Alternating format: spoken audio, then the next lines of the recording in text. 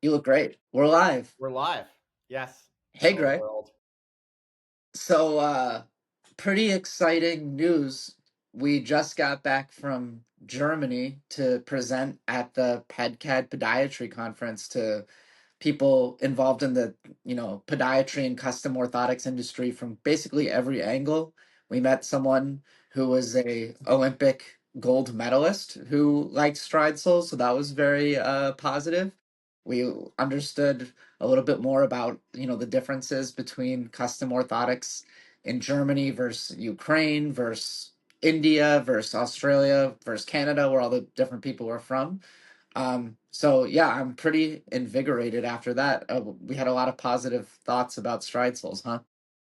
We did. We did. I loved the conference. I think there's a lot of opportunities to partner with different individuals and businesses. I think both from a B2B and a B2C side. There's good momentum in Stride. I think people understand our business model, and yeah, it's great to just share the Stride vision to our friends in Germany. Yeah, and I think if there was one thing I took away the most is the importance of footwear, not just the insole. The insole is only as good as the shoe in some respects. And we watched a couple cool lectures on both the physiology of like the human gait. So one thing that I learned that was kind of interesting is when one foot is about to take off on the toes, the other foot should be doing the heel strike. And if you watch how people walk, some people are kind of flat while the next foot's heel hits the ground. But it really should be kind of this like very synchronous thing where it's like toe off, heel strike next foot, heel strike next foot, toe down. Um, Mm. I thought that was quite interesting and kind of a easy way to check yourself if your gait is physiologic. If you have pain and you don't notice this kind of precise heel down, toe off movement that's going back and forth consistently, that might be kind of a root cause of your pain. And then with the shoe itself, I thought it was kind of interesting the test we learned about the shoe stability. So I actually lined up a pair of shoes and would just try and demonstrate briefly what it was that we learned. I don't know if I can pull it off with this camera setup. So you tell me. Come on, I'm gonna get it. There we go. There we go. Hold on. It just needs to be able to see the desk. All right. All right, so first I found I think the worst possible shoe for it, which is my Blundstone boot that's really old and beat up and has a lot of wear on it. So the test is to just hold the shoe at like a 45-degree angle, let it fall down and just see how much it rocks. So the fact that it was rocking left to right is really the big concern. Obviously, if you drop it, there's going to be some kind of forward and back, but the left to right is where the instability happens. And maybe Mm. I'll do it once if I have enough room on my desk. I'll do it forward. Nah, it's a little hard because it's not totally on the desk, but you can see that it's going wobbling Yeah, this you way. can definitely see it. So here's an example of a shoe that does a much better job. It has a really big platform and is actually quite rigid. This is my wife's shoe, and it's only rocking forward and back. Um, if you can tell, It's because there's it's a no flatter bottom. Yeah, there's no left to right rocking. I have another one that's mine, and it also has a little bit left to right. So it's kind of like an intermediate, but still much more stable than the boot itself. Um, so one thing that you can do to assess if the shoe, if you're purchasing shoes and you want to see if it's a good fit for you and a safe fit, especially if you have like ankle or knee pain, is to just do this test at the shoe store. Hold it up, drop it, see how much movement there is. Particularly focus on if there's left to right movement as opposed to forward and back, because over time, whatever left to right movement there is going to wear down differentially on either side even more and exacerbate whatever problem you have. So I thought that was I like these like simple tests that you can do on your own. You don't need any fancy equipment. And it's just a good rule of thumb. Obviously, there's exceptions to every rule, but I found that quite interesting. What can we learn from that? Like what's the takeaway that you have from an orthotic standpoint or a shoe standpoint? As in, Well, I'm the yeah. person, I'm gonna buy a shoe at the store. What do I want to look for? So the orthotic does a fantastic job, obviously, of stabilizing the foot. Particularly the medial arch area is what gives your foot way more contact with the ground and will provide stability. But the bottom of the insole, which is flat, so it fits into the shoe, is only as stable as the shoe itself is. So even though your ankle and foot might be fully supported by the orthotic, if the sole of your shoe is, wobbling back and forth, if it's really worn down on one side versus the other, the orthotic can only help so much. So yeah, that was kind of one of the big takeaways that I had from the conference. Yeah, I think that we say this a lot, but maybe not enough of how important the shoe is to the overall uh let's say kinetic chain. Like it starts with the shoe, and orthotics are 100% helpful. Of course, we're in this business, but if your shoes are not the right shoes for you, and just like the proper shoes for, let's say, what we're talking here of, like, being zero drop shoes, Right. or having enough toe space, like you're really putting yourself at a disadvantage to where the orthotics can only help so much. And for that reason, we should be emphasizing the shoes just as much. Yeah, particularly for things like you mentioned the wide toe box. So if somebody has bunions, that is the joint on their big toe is inflamed and typically kind of exerts a little bit more medial or internal pressure. We build a really wide toe box on our custom insole, and we also have this toe bar that allows for more comfortable alignment of the toes. However, if the shoe itself is squeezing really hard in this area, the orthotic can only help so much. So it's important that the two work together to really enable the most healthy foot posture. Yeah. Um, I'm trying to think if there were any other. Oh, and I think if people are listening, the one other key point to this conference was that it was mostly in German. So I speak a little bit of German. Greg speaks a little bit less German. So a lot of what we came to understand was with during conversations afterwards or via interesting demonstrations, just like this. Um, Another interesting demonstration that highlighted the connectivity of the entire kinetic chain all the way from the bottom of the feet to the really up into the head and the jaw was standing straight up and doing this test of putting your teeth either like an overbite, normal bite, or I guess under, normal, or overbite. And if you do that and really concentrate on your foot positioning, you can feel that your feet are adapting slightly. Your weight is shifting slightly to accommodate the different positions of the jaw. And if, the jaw is able to have an effect, imagine how much effect it's having, your shoulders are having, your hips are having on the way down, and vice versa on the way up. Your foot positioning and stability does affect everything above all the way up into the jaw. And I found some of the tests to really feel it and pay attention to it quite interesting. Yeah. Yeah. So what's the takeaway from that as a random consumer? Is it, can you put a mouth guard in? Is it realistic to improve your foot, your gait through Yeah, so moving your whether teeth? or not it's going to make a real measurable impact, that isn't really up for me to decide. I haven't seen enough evidence to really make a determination that hey, if you wear a mouth guard, your gait and knee pain is going to go away. I would never make that claim.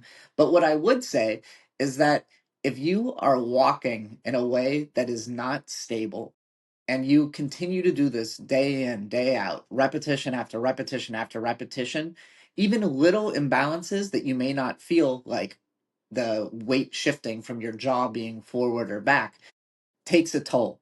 Um, I think people think that on it's kind of like if you go to the gym and you are lifting weights and you have bad form, you can probably get away with it for a pretty good period of time. Our body's amazing at compensating, but at some point, you know there's a reason your body's designed a certain way, and if you kind of go too far from the way it's supposed to be working, the chances of injury just keep increasing. So my takeaway is, fix little things, particularly in the feet and ankle stability, to prevent longer term consequences down the road that you may not feel right now.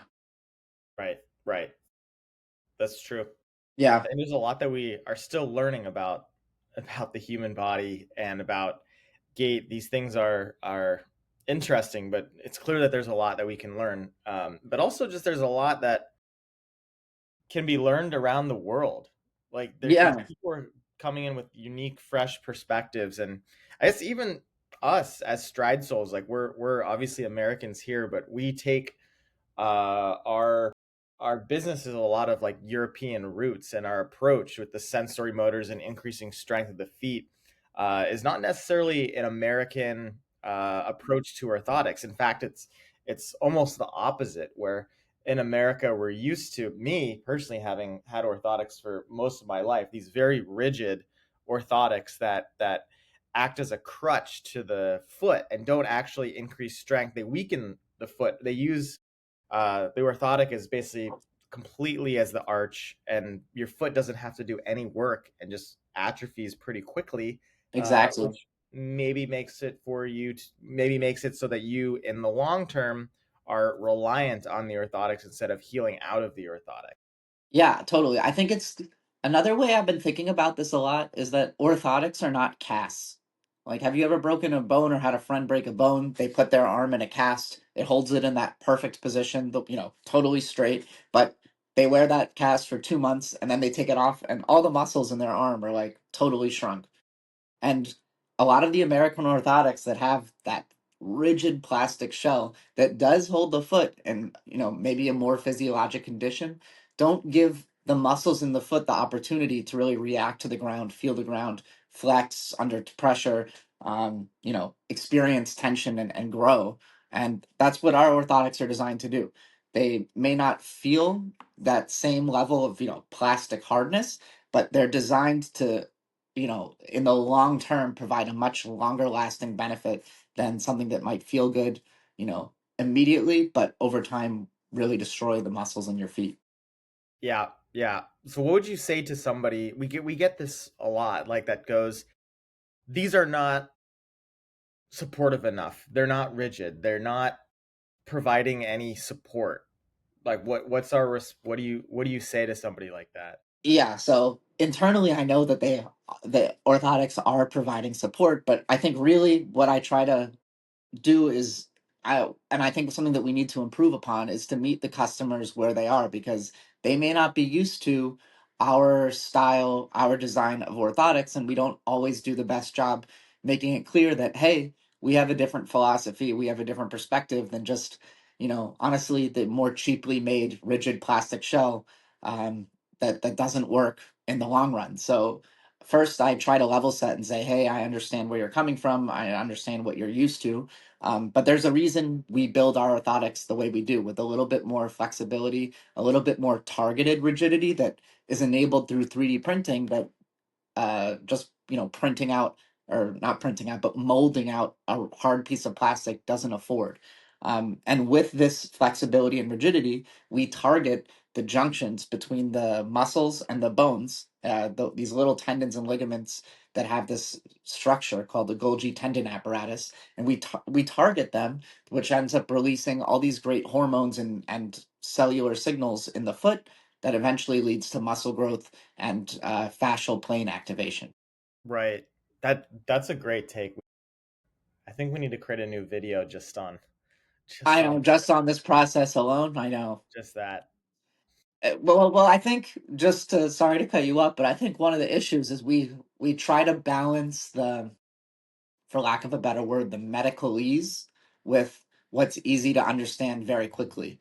And even though it feels intuitive that like a good structure under the foot might support you better and feel good, our bones and muscles and ligaments aren't these static things that we think they are. They're constantly reacting to stimuli. They're constantly being put under pressure, changing cellular signals are being shot out every, trillionth of a second.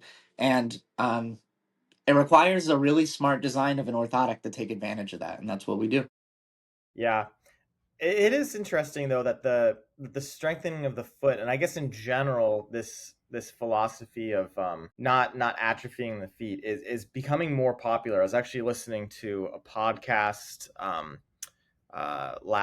last month. I'm blanking on who the person was, but it was a top 10 podcast, and the point was that as we get older and we age, falling becomes more and more detrimental to our health. That after 60, if you fall, the likelihood of that being a catastrophic injury, potentially leading to death, or at least a major impact on your ability to function and live in society, is goes up astronomically. Yeah, So it's a how do we quality of prevent life that? ruiner. Yeah, quality Yeah. of life ruiner. So what, how do we prevent that? Well, you prevent it by getting your feet, getting your body used to being off balance. Inevitably, you're gonna hit a rock or the side of a curb that's gonna throw you off. And if you're so used to overly cushioned shoes and your feet have lost all muscles, the possibility of you